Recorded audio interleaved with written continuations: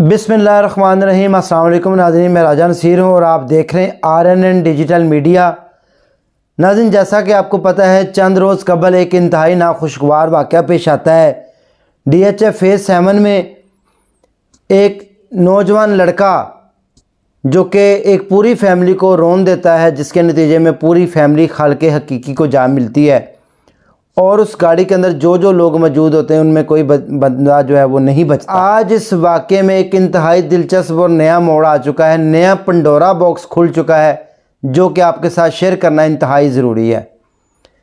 नाज़रीन, आपने मुख्तलिफ TV चैनल्स के ऊपर देखा होगा कि ये इत्तफाकिया हादसा हुआ है और हादसा इतना शदीद हुआ है कि यकीन करें देखने वाला उफ उफ कर उठे। एक तरफ 7 अफराद हलाक हो जाते हैं और दूसरी तरफ जो गाड़ी ड्राइव कर रहा है उसको खराश तक नहीं आती। और तो और बात, सारी बातें एक तरफ, पहले तो इसको हादसे का रंग दिया जाता है और उसके बाद जब मामलात खुलते हैं, पंडोरा बॉक्स बाहर आता है, तो पता चलता है कि मामला तो अंदर कुछ और निकला है। नाज़रीन, बहुत ही अहम पेचीदगियाँ इसमें आ चुकी हैं इस केस में। सबसे पहले तो मैं आपको ये बताता चलूं, भाई के साथ जो मामलात पेश आए हैं, फैमिली के सरबराह, उनके दिल के ऊपर क्या गुजरे ये मैं आप बयान नहीं कर सकते। उनकी सारी ज़िंदगी भर की जो कमाई थी, उनकी बीवी, उनके बच्चे, की पोतरे वगैरह सब जो है वो अल्लाह ताला को प्यारे हो जाते हैं, उनके पास कुछ नहीं बचता। ऊपर कहर बन के क़यामत सुगरा बर्पा हो जाती है, कहर बन के टूटता है ये वाक़या। नाज़रीन, आपने मुख्तलिफ चैनल्स के ऊपर उनके भी इंटरव्यूज़ सुने होंगे, बहुत सारे और लोगों के भी इंटरव्यूज़ देखे होंगे। जाए वकूआ पर क्या हुआ वो भी जो है आपने देखा होगा। आज जो नई पेशरफ्त आई हैं वो आपके सामने रखनी बहुत ज़्यादा ज़रूरी है। आगे जो लड़का बैठा हुआ था उसका नाम इब्राहिम है, वो भी आज पुलिस ने गिरफ़्तार कर लिया है और उसने इंतहाई चौंका देने वाले इंकशाफात कर दिए हैं।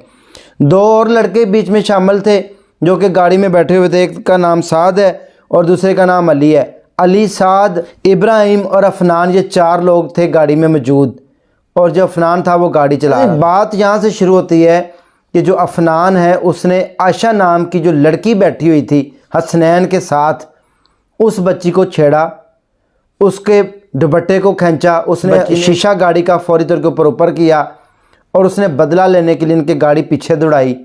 और आप इस बात से टू बी पॉइंट, वो कहते हैं point to be noted my Lord, कि उसने जब गाड़ी दौड़ाई स्पीड के साथ, ज़ाहिर सी बात है एक बंदे को आप हिट कर रहे हैं, आप तो एक्टिव और अलर्ट बैठेंगे ना, आपको कैसे चोट लगेगी।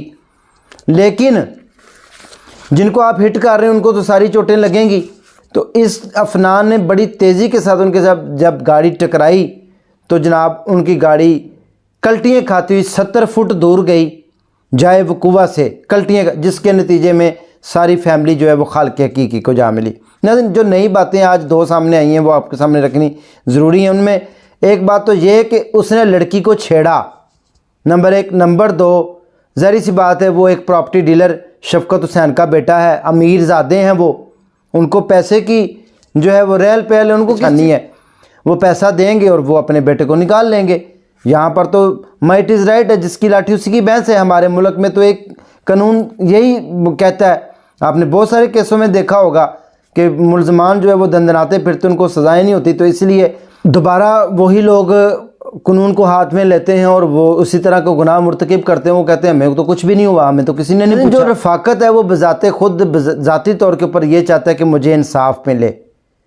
इस इंसाफ का मतलब ये वो चाहता है कि उस लड़के को सज़ा हो, और कानून का तकाजा भी यही बनता है कि अगर उस लड़के का वाकई जुर्म है और उसने जानबूझ के इकरार जुर्म कर लिया है तो उसको सज़ा मिलनी चाहिए, कानून के मुताबिक मिलनी चाहिए, ताकि कोई दोबारा जुर्रत ना इस तरह हिट करे और मार दे। वरना तो फिर हर बंदा, गाड़ी का हादसा, आपने फिल्मों में सीन देखा होगा कि गाड़ी, किसी की गाड़ी के साथ हिट की, बंदा मार दिया और कहा जी ये तो एक इत्तफाकिया हादसा हो गया। इस तरह तो बहुत सारी राहें खुल जाएंगी लोगों की।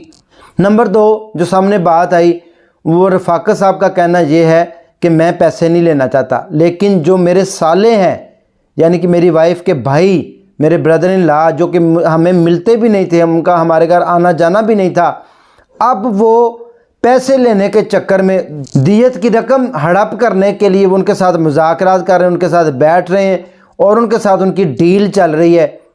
और इसलिए ये सारे जो कहानी है, केस है, इसका रुख जो है वो चेंज हो चुका है। रफ़ाकत कहता है मेरा पैसों से कुछ लेना देना नहीं, मैं चाहता हूँ कि मुझे इंसाफ मिले, उसको सज़ा हो, ताकि कल को कोई और फैमिली जो है वो इस तरह ना मुतासर हो, किसी और फैमिली का इतना बड़ा नुकसान ना हो जितना मेरा नुकसान हो चुका है।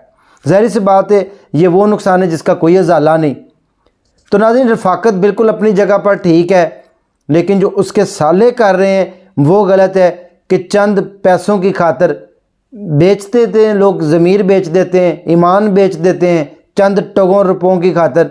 ये तो फिर इनको अच्छी खासी रकम मिलनी है, क्योंकि जो शफकत अवान है वो तो प्रॉपर्टी का काम करता है, प्रॉपर्टी डीलर तो अमीर होते हैं और वो है भी इन्वेस्टर। इन्वेस्टर का काम ही इन्वेस्ट करना होता है, पैसे उनके लिए 1 या 2 करोड़ रुपया कोई मीनिंग नहीं रखता, तो वो तो दे देंगे।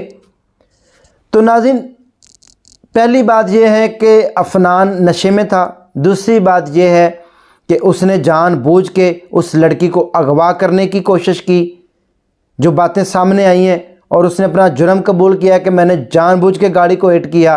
तो इसका मतलब ये है कि उसने जो है वो अपना इकरार जुर्म कर लिया है, अब उसको कोई नहीं बचा सकता। ये सारी दुनिया देख रही है, उसको सज़ा होनी चाहिए, उसको उसके किए की सज़ा मिलनी चाहिए, उसको कैफ़रे किरदार तक पहुँचाना चाहिए, ताकि कोई रुकावट हायल ना हो और इंसाफ के तकाज़े पूरे होने चाहिए, ताकि कोई कल को दोबारा जुर्रत ना करे किसी की तरफ देखने की। और सबसे बड़ी बात यह कि बहुत अच्छी बात है जो कि अब हमारी कानून की आंखें खुली हैं, ट्रैफिक पुलिस वालों को भी होश आया, पुलिस वालों को भी होश आया कि जो अंडर 18 लोग हैं गाड़ी ड्राइव करने वाले, जिनके पास लाइसेंस नहीं है, और वो जो नाबालग हैं उनको फिल फोर पकड़ के तो जेल के अंदर डाल देना, ये बहुत अच्छी बात है। ये पंजाब हुकूमत का ऐसा इक़दाम है। एक और बात भी आपके साथ शेयर करनी इंतहाई ज़रूरी है कि कल उनकी पेशी थी कोर्ट में। जब वो कोर्ट में पेश हुए, लड़के के जो वालिद हैं उसने ज़मानत लगाई हुई थी, ज़मानत की अपील लगाई हुई थी कि हमें ज़मानत मिल जाए।